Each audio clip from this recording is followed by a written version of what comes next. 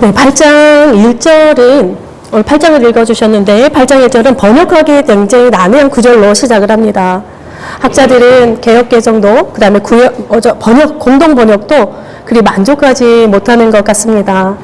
1절의 그 전반부를 그냥 직역하면 이렇습니다. 너의 입의 나팔을 여호와의 집 위에 독수리처럼. 우리 개역개정에는 원수가라고 하는 말이 들어가 있는데 이거는 사실 설명을 위한 개역개정에서의 첨가 부분입니다. 독수리가 집 위에 있다라고 하는 것, 먹이 사냥을 위한 공격이 임박했음을 의미하고 있습니다. 그래서 8장의 전반적인 뉘앙스는 긴급함을 나타내고 있습니다. 그러니 나팔을 불라 그렇게 시작을 합니다. 나팔은 보통 아론 자손들이 불었고 회중을 소집할 때나 또 진영을 출발할 때 혹은 무엇을 경계하거나 전쟁에서의 어떤 움직임의 신호로 알리는 수단 역할을 했습니다. 8장에 보면 서두 부분부터 여호와의 집에 임박한 멸망의 소식이라는 말이 나옵니다. 이 자체는 일반적인 신앙 상식으로는 좀 이해하기 어려운 부분이기도 합니다. 여호와의 집은 가장 거룩한 곳이요 신성 불가침의 영역이라고 우리가 믿고 있기 때문에 그렇습니다. 그래서 어떠한 상황이라도 어떠한 방식으로도 다른 것은 몰라도 여호와의 집은 무조건 지켜져야 한다 우리가 생각을 하고 있습니다. 그런데 하나님의 말씀은 지금 자신의 집을 칠 것이라 하고 예언하면서 시작을 하고 있습니다. 시편 122편에 보면 조금 더 심각한 표현이 있는데 심판의 보좌가 여호와의 집에 있으며 하는 그런 표현이 있습니다. 이는 여호와의 집이 세상을 심판한다라고 하는 뜻도 되지만 심판이 여호와의 집에서부터 시작된다라고 하는 의미도 됩니다. 시체가 있는 곳에 독수리가 있다. 욥기 39장의 말씀입니다. 어쩌면 독수리가 빙글빙글 돌면서 여호와의 집에 머물러 있을 만큼 여호와의 집에는 독수리의 먹잇감, 그러니까 사체들, 영적인 주검들이 잔뜩 쌓여 있는지도 모릅니다. 지금 이스라엘의 죄가 사마리아의 송아지로 더 구체화되는 것이 중간에 나오는데 이를 반증하고 있습니다. 사마리아는 이스라엘 전체를 가리킵니다. 송아지는 여로보암의 송아지를 말합니다. 여로보암의 송아지라는 말을 가끔씩 들어보셨을 텐데 여로보암은 에브라임 지파 사람으로서 분열 왕국의 이스라엘의 초대 왕입니다. 그는 큰 용사였고 또 부지런한 사람이었습니다. 솔로몬의 눈에 들어서 요셉 지파의 최고 감독관 자리까지 올랐던 그런 사람입니다. 그런데 어느 날 선지자 아히야가 찾아와서 엄청난 예언을 들려줍니다. 이스라엘의 12지파 중에서 10개 지파를 솔로몬의 손에서 빼앗아서 죄송합니다. 그의 백성으로 주리라고 하는 예언을 듣습니다. 그때부터 솔로몬이 이 여로보암을 미워하기 시작을 합니다. 그래서 여로보암은 자신의 생명의 위협을 느껴서 애굽으로 도망갔다가 솔로몬의 죽기까지 세겜이라는 곳에서 머물러 살게 됩니다. 여로보암은 어떤 면에 있어서는 하나님께 선택받은 왕이었습니다. 그래서 열왕기 상 11장에 보면 이렇게 하나님이 그에게 다가와서 말씀을 하십니다. 내가 만일 내가 명령한 일에 모든 일에 순종하고 내 길로 행하며 내 눈에 합당한 일을 하여 내 종 다윗이 행한 것처럼 내 율례와 명령을 지키면 내가 너와 함께 있어서 내가 다윗을 위하여 세운 것 같이 너를 위하여 견고한 집을 세우고 이스라엘을 내게 주리라. 그렇게 말씀하십니다. 다윗을 위하여 한 것 같이 왕으로 세워지는 이에게 이보다 더 큰 축복은 없는데 유일하게 이런 축복을 다윗 가문 말고 유일하게 이런 축복을 받았던 사람이 여로보암이었습니다. 이렇게 해서 10개의 지파가 북쪽으로 연합해서 북쪽으로 연합하고 또 남은 2개의 지파 베냐민과 유다만 남쪽에서 연합을 합니다. 그래서 북이스라엘, 남유다라고 하는 분열 왕국이 시작이 됩니다. 그런데 하나님의 말씀을 따라서 여로보암이 이렇게 왕이 되었는데 여로보암의 마음이 점점 불안해집니다. 왜냐하면 여호와의 성전 예루살렘이 남유다에 있기 때문에 그렇습니다. 이스라엘 사람들이라고 한다면 최소한 1년에 3번은 하나님께 제사를 드려야 하고 제사를 드리기 위해서는 예루살렘으로 갔습니다. 처음 몇 번이야 그렇다 치더라도 그렇게 예루살렘을 꾸준히 드나들다 보면 백성의 마음과 생각이 자신에게서 돌아설까, 다시 다윗과 솔로몬의 아들 르호보암에게로 향하지는 않을까라고 하는 마음이 여로보암의 마음을 사로잡습니다. 백성을 자신에게 묶어두고 싶습니다. 이스라엘의 왕이 된 것이 자신의 힘이 아니라 오직 하나님의 계획에서 하나님의 섭리 안에서 기인한 것인데 마치 자신의 공로를 얻은 것처럼 여로보암의 시선이 달라지기 시작을 합니다. 그래서 송아지 2개를 만듭니다. 금송아지입니다. 그래서 하나는 베델에, 하나는 단에 둡니다. 그리고 선포합니다. 이스라엘아, 이 금송아지가 너희를 애굽에서 인도하여 올린 너희 신들이라 라고 공포를 하게 됩니다. 이와 똑같은 장면이 있지 않습니까? 어디죠? 창세기 32장 아론의 금송아지 사건과 아주 똑같습니다. 모세가 시내산에 올라갑니다. 40일 동안 깜깜 무소식입니다. 백성들의 마음이 불안해집니다. 그리고 백성들이 아론을 향해서 아우성칩니다. 우리를 애굽 땅에서 인도하여낸 모세가 어찌 되었는지 우리는 알지 못한다. 우리에게 인도할 신을 만들라. 이렇게 이야기합니다. 아론은 백성들의 소리에 귀를 기울이고 그들에게 금고리를 다 모아다가 금송아지 형상을 만듭니다. 그러면서 선포합니다. 이 금송아지가 너희를 애굽 땅에서 인도하여낸 너희의 신이로다. 이 말과 여로보암 말이 똑같습니다. 그런 다음에 자신들의 손으로 만든 그 금송아지 앞에서 예배를 드리고 제단을 쌓고 번제와 화목제를 드리며 먹고 마시고 즐거워합니다. 이 모습을 바라보신 하나님은 기가 막혀서 노를 바라십니다. 모두 진멸하겠다 하십니다. 그때 모세가 답장 엎드리면서 하나님께 간절히 용서를 구합니다. 바로 이 아론의 금송아지 사건, 여로보암의 금송아지랑 똑같은 사건이 벌어집니다. 견실하지 못한 우리의 마음과 생각을 여과 없이 드러나는 그런 표징과 같습니다. 인간의 마음이라는 것이 이렇게 연약합니다. 보이지 아니하는 하나님을 신앙하기보다 자꾸 보이는 무엇인가에 우리 마음을 두려고 합니다. 그래서 모든 종교에는 반드시 그에 상응하는 형상들이 만들어집니다. 없는 종교가 없습니다. 유일하게 없는 종교는 기독교밖에 없습니다. 온갖 형상들이 다 존재를 합니다. 하나만이 아니라 한 종교에 여러 가지 형상들이 있는 것도 있습니다. 사람의 손으로 만든 물건에 불과함에도 불구하고 거기에 신성을 부여합니다. 그 앞에 나아가서 절하고 그 앞에 나아가서 두 손 모아 간절히 기도합니다. 그런데 지금 이 하나님의 백성이라고 하는 이스라엘도 별반 다르지 않는 그러한 모습을 보여주고 있습니다.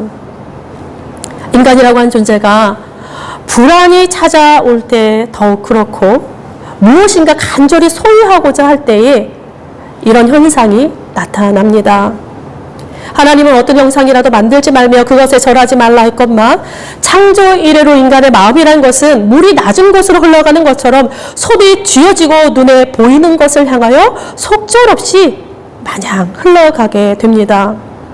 그렇게 여로보암의 2 금송아지는 사마리아에 세워졌고 성경은 이 일이 죄가 되었다라고 하는 것을 끊임없이 언급을 합니다. 그래서 구약 성경에서 읽을 때면 여로보암의 죄라고 하는 게 심심치 않게 등장을 합니다. 바로 이 사건을 이야기를 합니다.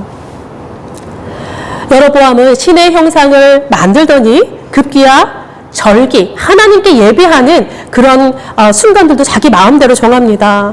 그런데 더 어처구니 없는 것은 이스라엘 백성들입니다. 아무렇지도 않게 금송아지 앞에 나아가서 절을 하고 제사를 드리면서 그것을 신이라 믿습니다. 이 생명력의 표상이 되는 금송아지는 번영과 풍요를 위한 가나안 종교와 잘 결합되어서 전국 각지로 퍼져나가며 백성의 마음을 사로잡습니다. 그런데 더 놀라운 것은 11절의 말씀입니다. 오늘 우리가 심각하게 또 읽고 싶은 그런 구절입니다. 11절의 말씀입니다. 에브라임은 죄를 위하여 제단을 많이 만들더니 그 제단이 그에게 범죄하게 하는 것이 되었도다. 죄 때문에 제단이 많아집니다. 여기까지는 그럴 수 있습니다. 그죠? 그러면 그 많아진 제단은 이스라엘로 하여금 죄를 떠나게 해야 맞는데 도리어 범죄의 원인이 되었다라고 지금 기록하고 있습니다. 많은 학자들이 이스라엘의 이 모습에 대해서 한 목소리가 냅니다. 뭐라고 하냐면 이스라엘은 강화된 예배로 인하여 자신들의 불순종을 상쇄하려 한다. 그렇게 해석합니다. 자신들의 불순종을 강화된 예배로 상쇄한다. 상쇄라고 하는 말, 상반되는 것이 서로 영향을 주고받다가 이거 하나 없어지면 이거 하나 이쪽 편도 없어지는 것을 말하지요. 그러니까 제단 하나를 세우면 죄가 하나 없어지는 그런 지금 모습을 보여주는 그런 이스라엘을 비꼬고 있습니다. 예배를 잘 드리면, 그러니까 잘 꼬박꼬박 빠지지 않고 드리면 지난주에 지은 죄 하나가 용서받는 겁니다. 성전을 근사하게 잘 새단장하면 엊그제의 불순종이 용서를 받게 됩니다.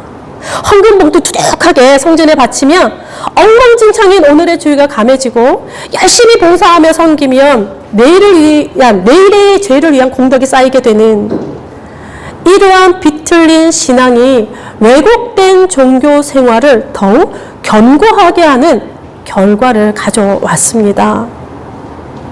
예배와 기도와 예물이 면죄부가 되는 것입니다. 세상에 두루 퍼진 이방 종교의 공통점이 이와 같습니다. 그래서 세상의 모든 종교는 신들을 향한 신자들의 공덕 쌓기를 매우 강조합니다. 타락한 이스라엘, 타락한 교회도 이와 마찬가지입니다. 예전에 저희 시선을 딱 멈추었던 인터넷 기사 제목이 하나 생각이 났었습니다. 뭐냐면 면죄부, 중세 로마 교회의 기획상품 하고 마침표를 딱 찍었어요. 근데 그 기획상품이라고 하는 그 단어를 보니까 제가 맞다 하면서 무릎을 치게 되었습니다. 기가 막히게 제목을 잡으셨다. 면죄부라고 하는 것은 11세기 십자군 전쟁에서부터 시작이 됩니다. 기독교 성지 탈환을 목적으로 교황이 십자군 전쟁을 일으킵니다. 그 십자군 참전에 대한 그 독려를 해야 되는데, 그러니까 십자군의 군인이 되는 사람들에게는 죽는 사람에게나 아니면 살아서 돌아오는 이들에게 아니면 전쟁 지창금을 내는 모든 이들에게 죄에 대한 벌을 면제해 주겠다라고 하는 것을 공포합니다.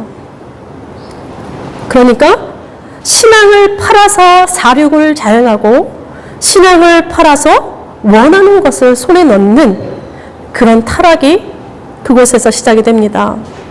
이 면죄부는 돈이 많은 귀족들을 자극합니다.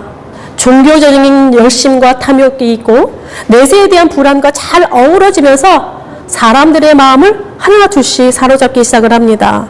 급기야 면죄부는 죽은 자들에게까지 영향을 미친다라고 가르쳤는데 더 어이없는 것은 성도들이 이에 대해서 아멘 한다는 사실입니다. 믿었고 믿어옵니다. 이 면죄부가 로마 교황청에 매우 중요한 튼실한 수입원이 되어 왔습니다. 신앙을 파는 면죄부, 수천 년을 관통하는 기발한 기획상품이 아닌가 싶습니다.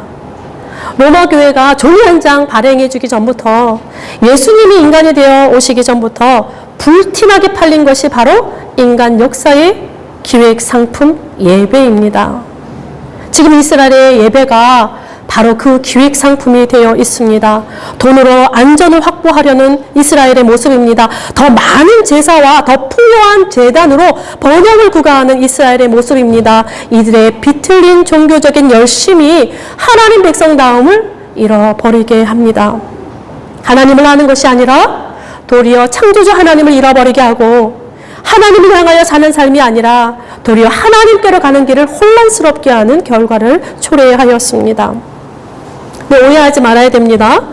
제가 지금 성전이 필요 없다, 예배는 안 드려도 된다, 헌금도 하지 말아라, 봉사도 하지 말아라, 그런 말씀을 드리는 것이 아닙니다. 결코 아닙니다. 이것들도 매우 중요합니다. 다만 종교적으로 이러한 것들이 도구화되어서는 안 된다라고 하는 것을 말씀드리고 싶습니다. 성전의 예배와 우리가 드리는 헌금이, 그리고 우리가 하는 많은 봉사들과 헌신이 하나님의 마음을 어찌해 보려는 그러한 경박한 신앙이 되어서는 안 될 것입니다. 이 기획상품이 되어버린 이스라엘의 예배, 이 종교적 열심과 대비를 이루는 것이 12절에 나옵니다. 하나님의 말씀이 이렇습니다. 내 율법을 만가지로 기록하였으나, 하나님의 율법이 등장을 합니다. 지금 종교적인 이스라엘의 행위와 하나님의 말씀이 이렇게 마주보게 됩니다. 종교적인 열심과 하나님의 말이 마주보고 있습니다. 하나님의 말씀, 하나님의 말,